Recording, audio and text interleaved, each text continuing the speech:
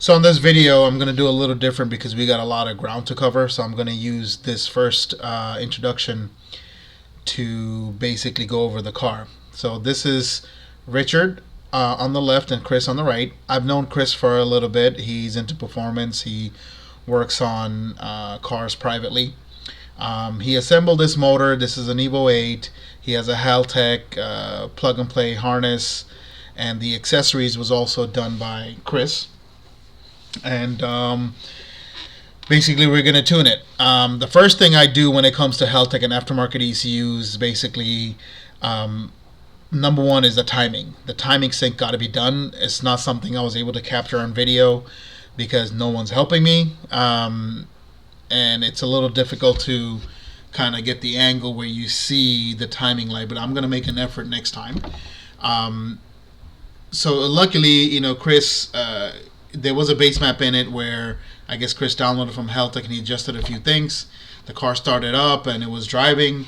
Not well, obviously, that's why he's here. So I did the timing. There's a whole procedure to it, which I'm going to go over in detail. I just decided to do that right now because I realize it's a place where a lot of people struggle. And with Haltch or any aftermarket ECU, one of the biggest things you got to do is set up your base map. It is key, or you're going to be suffering for the rest of the time. I'm talking about your knock sensor, your fuel, your VEs, all the sensors, especially your throttle percentages, everything, especially the timing. So it took me about an hour to do all that, but the results were great. And Chris knows this car very well, which really helps, because most of the time when I get a tune, the person who brought it in doesn't really know much about. He can tell me what's in the car, but that's basically it. So this has S2 cams and 6266 ball bearing. So I set up the O2 feedback correction for 5%. I know a lot of people start very high. I don't. I did street this car a bit. I set up the running VE and I intentionally made the wide open throttles very rich. I don't want the O2 to be pulling too much or adding too much fuel at the beginning. I'm going to set that up later once I'm satisfied with the fueling. He does have a drawback, which is he's on a single 450. So he's aware he's going to come back with better fueling, and we're going to retune this. But this is the first one.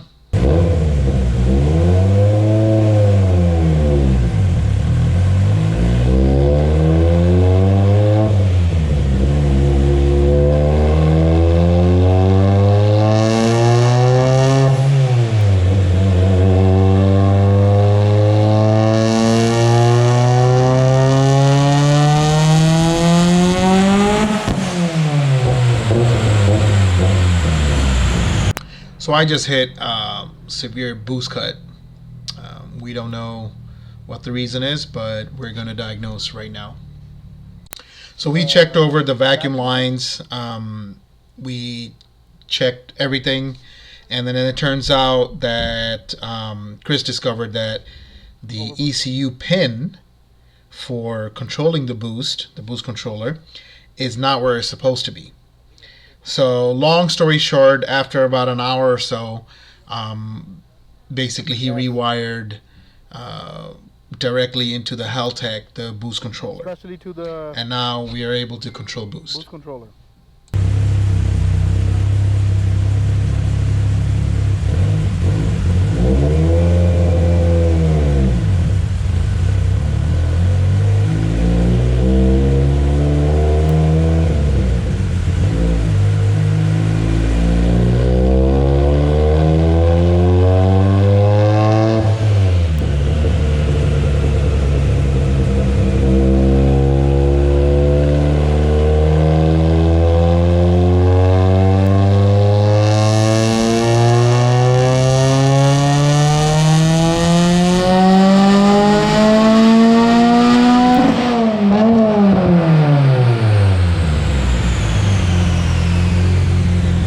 This was just a base run. I wanted to see if the boost is controllable. And this is, I think, on 16 or 18 pounds. Really nothing in it. Now I'm going to try to increase boost and actually start adding power. I gotta say, tuning an aftermarket ECU is very rewarding. It allows for greater control over most of the parameters, and with ECUs like Haltch and maybe Motec, you can get pretty close to stock-like behavior with the added benefits of safety features and having total control over everything else. The stock ECU sometimes interferes, and it do have its limits with sensors and things like that. But not to say that it's totally bad. I would suggest anyone trying to reach a higher horsepower to go to an aftermarket ECU on any platform. But there's nothing like a stock ECU and the reliability of it.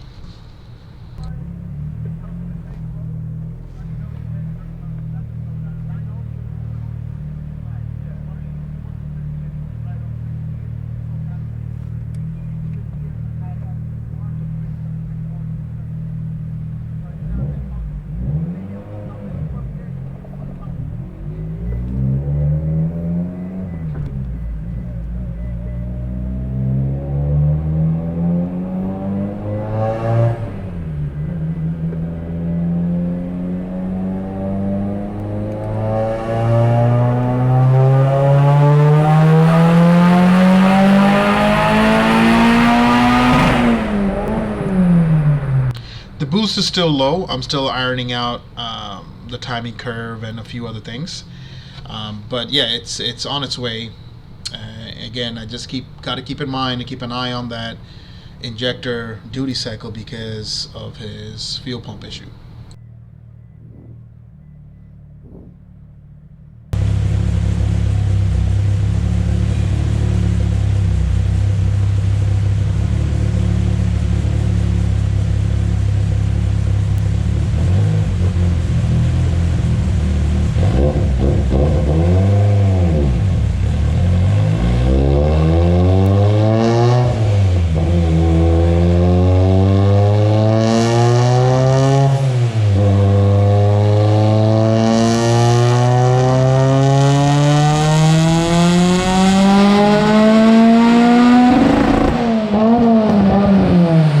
This is around 24 to 26 pounds. As I'm increasing boost, I'm also dialing in the fuel. I'm also increasing timing in certain areas that I think need it.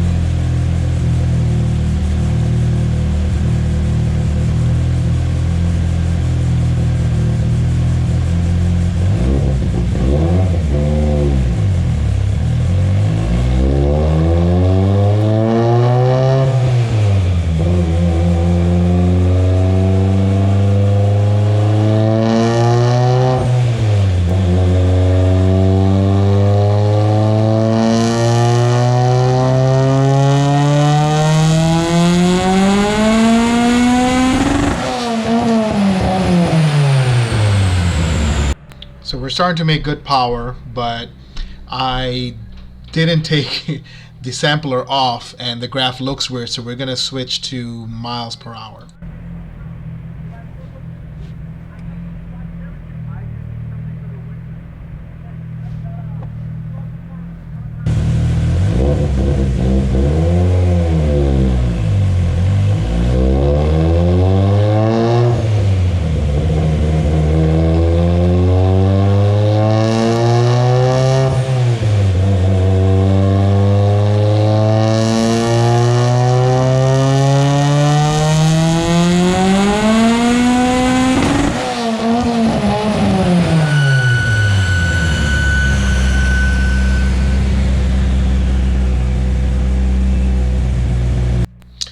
So at this point, I realized that his car is going lean and the fuel pressure dropped, and it's so important to have those extra sensors, wired into your aftermarket ECU so you can actually see all that stuff. Usually this pump does support 700 plus, or at least close to it. I'm not running that much timing. He definitely will do that if I add more timing in. But at this time, I'm going to let him know he wanted 550 anyway, and come back with a better fuel system and really push the car to its limit. So right now, I'm going to explain to him exactly what's happening. Thank you guys for watching. Please don't forget to subscribe. And reach out to me or Blueprint Autosport. So there's been a little confusion about the two names. So my personality and the tuning channel is called BD Alchemist, but the shop that I work for is Blueprint Autosport, located in Illinois. And you can find us on Facebook. You can reach out to us for any kind of needs you have and questions that you might have. And keep it coming. I've been getting a lot of can you look at my tune kind of questions, which is great. But I would say before you start suspecting anything, I would do the maintenance questions, such as, is there a leak? Are my plugs good? Is everything in working order?